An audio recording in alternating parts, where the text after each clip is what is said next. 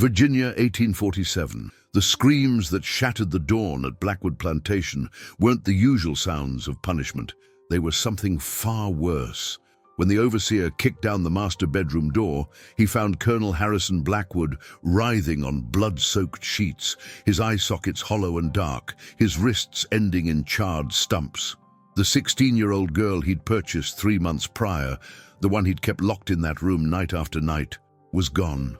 And behind the mansion, orange flames were already consuming the slave quarter's locked gates. But this time, the chains had been shattered from the inside. Want to know what really happened that night in 1847? Subscribe and activate the bell, because what CELIA did wasn't revenge. It was justice written in fire and blood. The auction block in Richmond stood under a merciless August sun in 1847. Sweat and fear mingled in the air as human beings were paraded like livestock before Virginia's wealthiest planters. Colonel Harrison Blackwood, a tobacco magnate whose 3,000-acre plantation had made him one of the richest men in the Tidewater region, scanned the crowd with calculating eyes. He'd come for field hands, strong backs to replace the 3 workers who died during the brutal summer harvest. But when the auctioneer brought out a slender girl with defiant eyes and skin the color of polished mahogany, something shifted in Blackwood's expression. Nearly 16 years old, the auctioneer announced, his voice carrying across the crowd. Untouched, house-trained, literate, though we'll beat that out of her if you prefer. The girl, registered in the auction house records as simply CELIA, stood perfectly still, but her hands trembled slightly at her sides. She'd been torn from a smaller household in North Carolina after her previous mistress died. The estate sold off piece by piece, including its human property. Before continua, this story goes places most history books won't. If you want to hear what really happened when people push past their breaking point, hit that subscribe button. You'll need to follow this to the end. Blackwood paid 3 times the going rate. The other planters exchanged knowing glances. They understood what the colonel wanted, and it wasn't field work. The journey to Blackwood Plantation took 2 days by wagon. CELIA sat in the back, wrists bound, watching the landscape change from Richmond's bustling streets to endless tobacco fields stretching toward distant tree lines. The estate itself was a monument to brutality disguised as Southern charm, a white-columned mansion overlooking rows of slave cabins that housed nearly 200 souls. The overseer, a thick-necked man named Garrett, handled her roughly as he dragged her from the wagon. "Colonel's got special plans for you," he muttered, his breath reeking of whiskey. "You'll be staying in the main house." The other enslaved people watched silently as CELIA was led past their quarters. An older woman named Ruth, who'd spent 40 years at Blackwood, caught her eye and slowly shook her head, a warning CELIA couldn't yet interpret. That first night, a house servant named Pearl brought CELIA to a small room off the colonel's bedroom. The space contained only a narrow bed and a wash basin. Pearl was perhaps 20, her face carefully blank as she helped CELIA out of her auction clothes and into a thin cotton shift. "Don't fight the first time," Pearl whispered, her voice barely audible. "It only makes it worse, and he don't like crying." CELIA's stomach turned to ice. "How long have you—" 3 years before you, but I got too old for his taste, turned 22 last month." Pearl's hands shook as she arranged CELIA's hair. "There was another girl before me, Sarah. She fought him hard that first night. He had her whipped so bad she couldn't walk for a week. Then he just took what he wanted anyway while she screamed. She threw herself in the river 6 months later." The door opened. Colonel Blackwood filled the frame, his silver hair neatly combed, his evening clothes immaculate. He was 53 years old, a widower whose wife had died in childbirth a decade prior, taking their only son with her. Since then, the plantation had become his kingdom, and he ruled it without mercy. "Leave us," he told Pearl. What happened that night CELIA would never speak of in detail, not even later. But when dawn finally came, and Blackwood left her room to attend to plantation business, She lay curled on her side, staring at nothing. Pearl returned with a basin of warm water and clean rags. "It gets easier to leave your body behind," Pearl said softly, cleaning Celia's wounds with gentle hands. "You go somewhere else in your mind. That's how we survive." But Celia didn't want to survive this way. As she stared at the ceiling, something hardened inside her chest. Not acceptance, but a cold, patient rage. The weeks that followed established a horrifying routine. During the day, Celia was confined to her small room or allowed brief walks in the mansion's garden under Pearl's supervision. The colonel maintained appearances, telling visitors that Celia was being trained as a lady's maid. At night, he would come to her room. Blackwood was meticulous in his cruelty. He never left marks that would show during the day. He spoke to her in gentle tones, even as he forced himself upon her, as if his soft words could somehow erase the violence of his actions. He brought her gifts, a hair ribbon, a book of poetry, a silver hand mirror, tokens that made her skin crawl. Type Celia in the comments if you already feel like this story won't end like the others. 3 months passed like a slow-burning fever. Celia learned the rhythms of Blackwood Plantation with the careful attention of someone planning an escape, or something worse. She noticed everything. How Garrett the overseer made his rounds at the same time each morning. How the colonel kept a loaded pistol in his bedside drawer but never locked it. How the house staff moved through the mansion like ghosts, eyes downcast, voices hushed. The plantation operated on a schedule as rigid as clockwork. 500 acres of tobacco demanded constant attention. The enslaved workers rose before dawn, labored until sunset, and collapsed into their cabins under the watchful eyes of 3 overseers who carried whips and knew how to use them. Blackwood himself rarely descended to the fields anymore, preferring to manage his empire from the mansion's comfort while Garrett handled the daily brutalities. Pearl became Celia's reluctant guide to this world. The older woman had resigned herself to survival through submission, but she recognized something different in Celia, a refusal to break that frightened her. "You got to stop looking at him like that," Pearl warned one afternoon as they folded linens in the washhouse.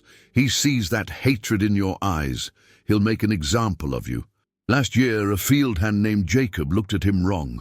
Colonel had him tied to the whipping post for 3 days straight. Jacob's back never healed right. He died come winter. Celia's fingers tightened on the sheet she was folding. "How do you stand it? How do any of us stand it?" "Because standing it means we're alive." Pearl's voice dropped to a whisper. "And alive means there's still hope. Maybe the colonel dies. Maybe someone buys this plantation and the new master's kinder. Maybe is a word for people who've given up," Celia said flatly. That night, Blackwood came to her room drunk. He'd entertained neighboring planters for dinner, and the whiskey had loosened his tongue. As he undressed, he rambled about his importance, his wealth, his absolute authority over everything and everyone on his land. "You should be grateful," he slurred, his hands rough on her shoulders. "I could have put you in the fields, could have let Garrett have you. Instead, you sleep on a real bed, eat food from my table. You're living better than most white women in this county." Celia remained silent, her mind elsewhere. She'd learned this trick from Pearl, how to detach, to let her consciousness float somewhere above her body while her physical self endured. But unlike Pearl, Celia wasn't using this escape to survive. She was using it to plan. During the day, when the colonel was occupied with plantation business, Celia had limited freedom within the mansion. She'd discovered that the house library contained not just the colonel's books, but also his papers, plantation records, correspondence with other slave owners, maps of the surrounding counties. She couldn't read well.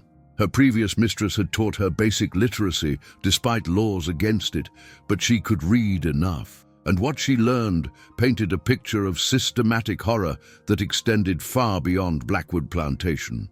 Letters discussed the prices of human beings like they were discussing livestock. Records detailed punishments, with clinical precision.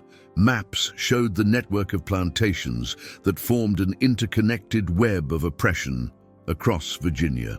One document caught her attention particularly, a letter from a neighboring planter named Whitmore discussing a recent incident on his property. A group of enslaved workers had attempted to burn down his tobacco barn. The ringleader, a man named Thomas, had been caught and hanged, but the letter's tone was nervous. Whitmore worried about contagion, the spread of rebellious ideas among the enslaved population. "They're getting bolder," Whitmore had written.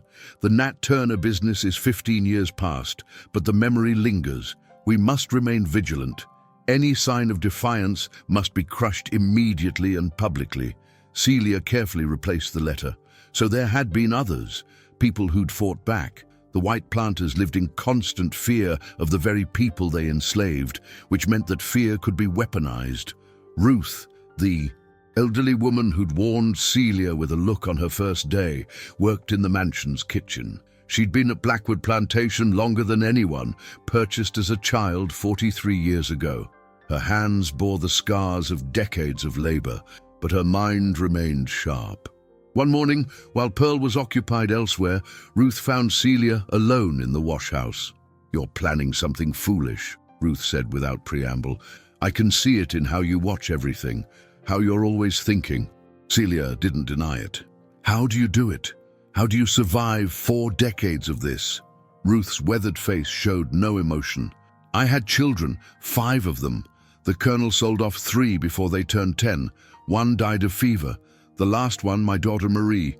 She works the far fields now. I survive because every day I'm alive. I get to see her alive.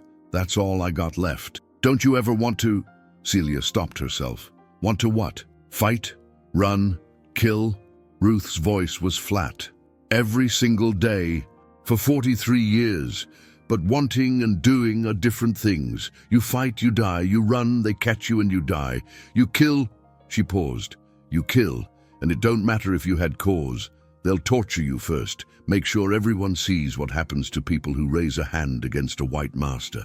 Then they'll kill you slow." "But they'd remember," Celia said quietly. "People would remember that someone fought back." Ruth studied her for a long moment. "You're younger than Sarah." "I was. She was 18 when she jumped in that river. You're going to die here too, one way or another. Just a question of how much you want to hurt before you go." That conversation should have discouraged Celia. Instead, it crystallized something in her mind. Sarah had killed herself because she couldn't find another way out. But what if there was a different path? Not escape. The patrols and slave catchers made that nearly impossible. Not suicide. That was exactly what Blackwood expected. For his victims to break themselves, but something else, something that would make them remember. If you respect those who fought even without a chance of winning, leave your like now and keep watching. November brought cold rains that turned the tobacco fields to mud and made the enslaved workers' cabins miserable with damp and chill. The harvest was complete, which meant slightly less brutal work schedules, but also meant Blackwood had more time to spend in the mansion. More time with Celia. The Colonel's attentions had intensified. He'd begun speaking to her as if she were his companion rather than his property, a delusion that made Celia's stomach turn. He shared his thoughts on plantation management, complained about lazy workers, discussed his business dealings. He seemed to believe that because he fed her well and didn't have her whipped, she should be grateful for his violations. "You're different from the others," he told her one night, running his fingers through her hair with proprietary satisfaction. "More refined. I knew it the moment I saw you on that auction block. You have quality." Celia had learned to make the appropriate submissive responses. "Yes, Colonel. Thank you, Colonel. As you wish, Colonel." Each phrase was a small death, but she swallowed them like poison she was building immunity to. During this period, she befriended another house servant named Jonas. He was 25, purchased as a teenager, and worked as the Colonel's personal valet. Jonas was one of the few enslaved men allowed inside the mansion regularly, responsible for Blackwood's clothes, his boots, his personal effects. Jonas had his own carefully concealed rage. 2 years earlier, his wife Clara had been sold to a planter in South Carolina to pay off one of Blackwood's gambling debts. Jonas hadn't seen her since. The colonel had casually destroyed his family for pocket money, and Jonas smiled and said, "Yes, sir, every single day." They spoke in careful whispers during stolen moments, always aware that the walls had ears. Trust came slowly, in a place where survival often meant betraying others, but they recognized something in each other, that same cold, patient anger. "You hear about the Thornton place?" Jonas asked one afternoon while polishing the colonel's riding boots. Celia was mending one of Blackwood's shirts nearby, her needle moving in steady rhythm. "What happened?" "Barn fire, 3 nights ago, took out their entire tobacco store, thousands of dollars gone." Jonas's voice was carefully neutral, but his eyes gleamed. "They're saying it was an accident. Lantern left burning, but word in the quarters is different. Word is someone set it deliberate and walked away clean." Celia's needle paused. "They catch who did it?" "Nope, and that's eating at them worse than the fire. Not knowing who, not knowing why. Every planter within 50 miles is checking their locks twice and watching their workers closer." Jonas bent to his work, voice dropping even lower. "Fear's a powerful thing. They're scared of us, even though they'd never admit it." That conversation planted seeds. Celia began paying closer attention to the mansion's routines. She noticed that Blackwood kept lamp oil stored in the cellar, large quantities for the long winter nights. She observed that the slave cabins had external locks to keep people in, but the mansion's doors locked from the inside, protecting against external threats while creating internal vulnerabilities. She learned that Garrett, the overseer, made his rounds drunk most nights, stumbling from the bottle he kept in his quarters, that the other overseers slept in a building 200 yards from the slave cabins, that the alarm bell sat mounted on a post near the main house, useless if no one was conscious enough to ring it. Pearl noticed Celia's changing demeanor and pulled her aside one December morning. "You're going to do something terrible," Pearl said, fear thick in her voice. "I can see it. And when you do, they'll punish all of us. That's how it works. One person steps out of line, everyone suffers." "Everyone's already suffering," Celia replied. "Every single day. How is that different?" "It's different because we're alive. You do whatever you're planning. The colonel will make an example that'll haunt this plantation for years. Please, Celia, I'm begging you, just survive. That's all we can do." But Celia was done surviving. She'd spent 16 years being powerless, first as a child in bondage, then as property passed between owners, finally as Blackwood's nightly victim. She'd had no control over any of it, but she could control how this story ended. The key came from an unexpected source. Ruth, the elderly kitchen worker who'd warned her about foolish plans, appeared in Celia's small room late one night. The old woman moved quietly despite her age. "My daughter Marie," Ruth said without preamble. "She's sick. Fever. The colonel won't call for a doctor because she's just field labor and doctors cost money. She's going to die." Celia sat up on her narrow bed. "I'm sorry." "Don't be sorry. Help me." Ruth's voice was hard as iron. "You're planning something. I see it. Whatever it is, make it happen before Marie goes. Let her die knowing that someone fought back. That's all I'm asking. If I do what I'm thinking, you'll all be questioned, investigated, maybe punished. We're being punished every day we breathe this air." Ruth moved closer. "The colonel keeps keys to the cabin locks in his bedroom, top drawer of the dresser. You get those keys to Jonas before you do whatever you're doing. He'll make sure people can get out when the time comes." "Why Jonas?" "Because Jonas has been waiting for someone brave enough to strike the first match. He'll know what to do with the fire once it starts." The two women looked at each other in the darkness. They were making a pact sealed not with words, but with shared understanding of what they were willing to sacrifice. "When?" Ruth asked. Celia thought about the calendar, about Blackwood's schedule. "Saturday. The colonel hosts his monthly dinner with neighboring planters.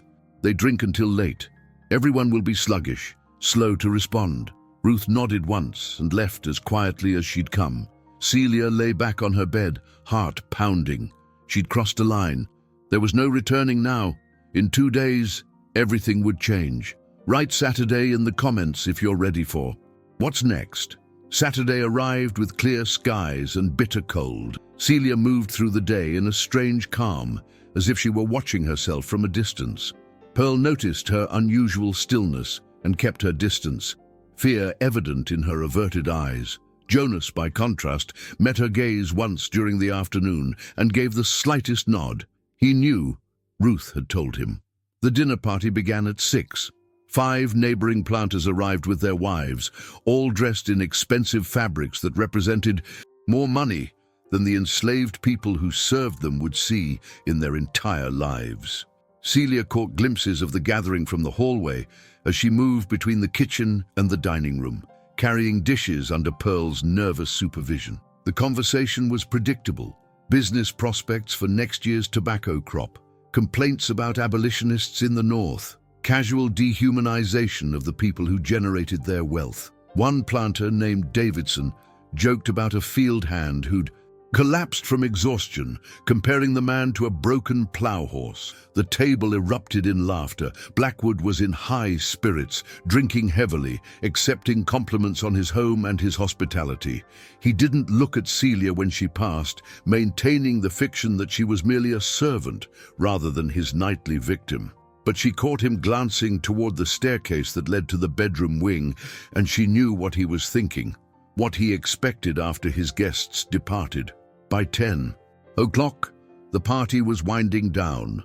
The planters and their wives climbed into their carriages, calling out farewells. Blackwood stood on the portico, swaying slightly, waving them off. Garrett helped the last guests to their carriage, his own speech slurred from the whiskey he'd been sneaking from the kitchen. Celia waited in her small room, listening to the sounds of the mansion settling. Pearl and the other house servants finished cleaning and retreated to their quarters. Jonas made his final rounds, ensuring the colonel's bedroom was prepared. Somewhere outside, Garrett stumbled back to the overseer's building, and the other 2 overseers were already asleep. Midnight approached. Celia heard Blackwood's heavy footsteps climbing the stairs. Her heart hammered, but her hands were steady. She'd spent the last week preparing herself mentally, visualizing every step of what was to come. There could be no hesitation, no second thoughts. One chance only. The colonel entered her room without knocking, as always. He'd removed his dinner jacket but still wore his fine shirt and trousers. His eyes were glassy with drink but focused on her with that familiar predatory anticipation. "Come here," he commanded, his voice thick. Celia rose from the bed, moving slowly. "You had a good evening, Colonel?" "Excellent. Davidson's considering a partnership on a new property in Tennessee. Would double my holdings." He reached for her, pulling her close. His breath reeked of whiskey and tobacco. "You should be pleased. More wealth means more comfort for you." "I'm very pleased, Colonel." Her voice was soft, submissive. "Would you like me to help you undress?" He smiled, mistaking her offer for compliance. "That's my girl. You're learning." She helped him remove his shirt, her movements gentle. When he sat on her bed to remove his boots, she moved behind him, apparently to hang his shirt. Instead, she reached beneath her pillow where she'd hidden a knife, a small kitchen blade she'd stolen 2 days ago and sharpened on a stone in the garden. The blade wasn't large, but it didn't need to be. She'd thought carefully about this. The eyes first, quick, before he could react. Then the hands, to ensure he couldn't fight back. She'd watched Pearl butcher chickens enough times to understand anatomy, where to cut, how deep. Blackwood was fumbling with his left boot, muttering about tight leather, when Celia struck. She grabbed his hair with her left hand, yanking his head back. The blade came around in her right, aimed precisely. His scream was immediate and horrible, but she'd anticipated that. She'd stuffed rags under the door earlier to muffle sound, and the other servants' quarters were far enough away that isolated screams wouldn't necessarily alert anyone immediately. The first eye took seconds. The second, while he flailed and shrieked, took longer. His hands came up instinctively to protect his face, and that's when she attacked them, slashing at his wrists and fingers with systematic precision. The blade wasn't ideal for this work. It took multiple cuts where a larger weapon would have finished faster, but she persisted with grim determination. Blood covered everything: the bed, the floor, her hands and arms. Blackwood rolled onto the floor, making horrible wet sounds, clutching at his destroyed face with mangled hands. He was trying to scream for help, but shock and pain reduced his cries to incoherent moaning. Celia stood over him, breathing hard, the knife slick in her grip. She felt no satisfaction, no triumph, only cold clarity. This was justice, imperfect, brutal, but justice nonetheless. For herself, for Pearl, for Sarah, who'd drowned herself, for every person he'd brutalized in his 53 years. She moved quickly now. Time was critical. She left Blackwood writhing on the floor. He wouldn't die immediately from his injuries, and she wanted him conscious for what came next, and moved through the mansion. In his bedroom, she found the keys to the cabin locks in the dresser's top drawer, exactly where Ruth had said. Jonas materialized from the shadows of the hallway. No words were needed. She handed him the keys. He nodded once and disappeared toward the back of the house, heading for the slave quarters. Celia descended to the cellar. The lamp oil was stored in large ceramic jugs, dozens of them, enough to keep the mansion lit through the winter. She began carrying them upstairs, 2 at a time, distributing them throughout the ground floor. In the dining room where the planters had laughed over their dinner, in the drawing room where Blackwood conducted his business, in the hallway where she'd walked in silent fear for 3 months. She poured the oil methodically, splashing it on expensive curtains, soaking into costly rugs, pooling on polished floors.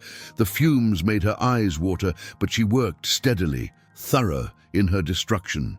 If you've been rooting for Celia since Chapter 1, leave a like now. The fire started in the drawing room. Celia touched a flame to oil-soaked drapes and watched them ignite with a whoosh of heat. The flames spread faster than she'd anticipated, racing along the oil trails she'd laid, climbing walls, consuming everything. She moved through the ground floor, setting fires in each room, creating an inferno that would erase Blackwood Plantation from existence. The heat grew intense, smoke beginning to fill the air. Upstairs, she could hear Blackwood's screams take on a new note of terror as he smelled the smoke, understood what was happening. Celia climbed the stairs one last time. The upper hallway was filling with smoke. She pushed open the door to her small room, where Blackwood lay in a spreading pool of his own blood, hands pressed uselessly to his ruined face. "Can you hear me?" she asked. He made a sound that might have been yes. "Good. I want you to know why this is happening. Not because I'm evil, not because I'm an animal, like you called us, because I'm human, and humans don't accept chains forever." She stepped back toward the door. "You bought me thinking I was a thing you could use. You were wrong. I hope you die knowing that." She closed the door on his screams and descended through smoke and flame. The mansion was fully engulfed now, fire roaring through every room. She could hear wood cracking, glass shattering from the heat. Outside, the scene was chaos. Jonas had unlocked the cabin doors and spread the word. Enslaved people were pouring out of their quarters, faces lit by the burning mansion. Some stood frozen in shock. Others were already running toward the tree line, seizing the opportunity for escape. Ruth found Celia in the confusion. The old woman's face was streaked with tears. "Marie died an hour ago, but she died hearing about what you were going to do. She died with hope. I'm sorry. Don't be. Go. Run far and run fast. They'll hunt you, but maybe you'll make it. And even if you don't, you gave us this night. You gave us proof that we can fight back." The alarm bell finally rang. One of the overseers had woken, seen the fire, but it was far too late. The mansion was beyond saving. Garrett appeared from his quarters, staggering, trying to make sense of the scene. He yelled orders that no one followed.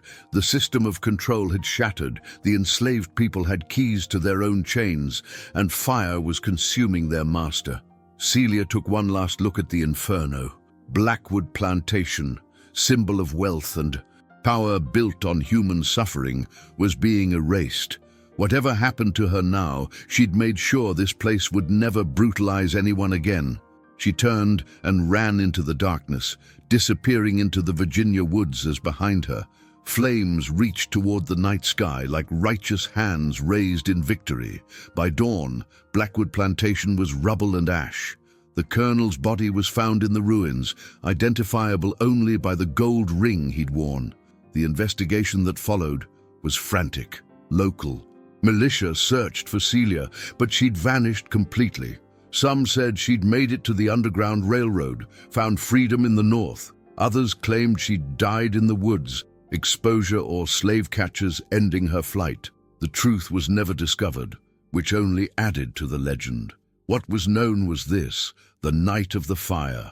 Over 100 enslaved people escaped from Blackwood Plantation and the surrounding area. The chaos of the burning mansion, the confusion, the broken control systems. It created a window that many used to flee. The slave patrols caught some, others disappeared into the landscape, finding their own paths to freedom or at least to different circumstances. The neighboring planters lived in fear for months afterward. They increased security, bought more dogs, hired additional overseers, but the damage was done. The myth of absolute control had been shattered.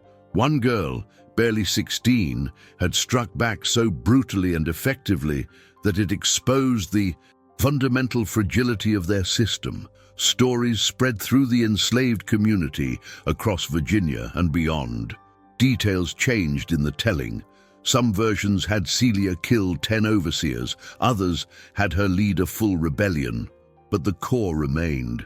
A girl had refused to be broken, had taken terrible vengeance, and had freed over 100 souls in the process. White newspapers either ignored the incident or reported it as a tragic accident.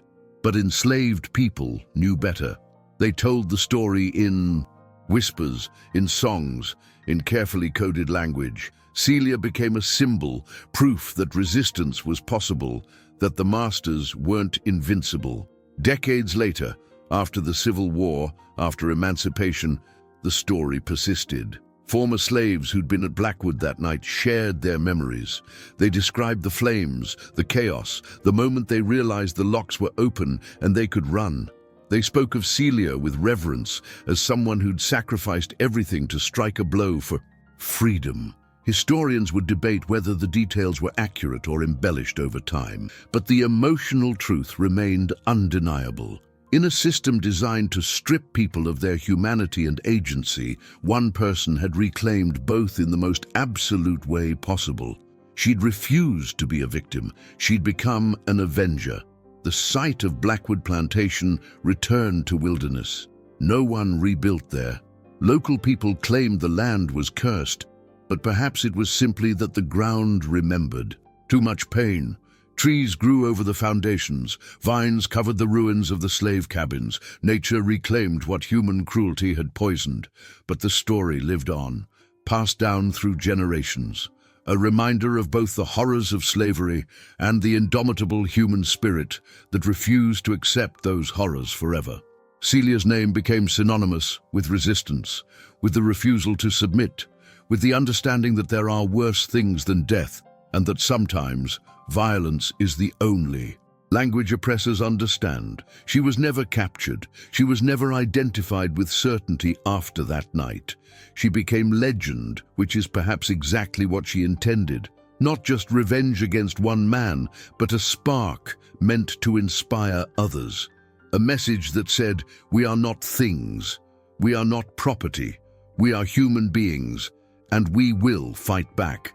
CELIA's story, which freed over 100 souls, ensured that Colonel Harrison Blackwood's legacy would not be one of wealth and power, but rather of righteous destruction, of justice served with fire and blood.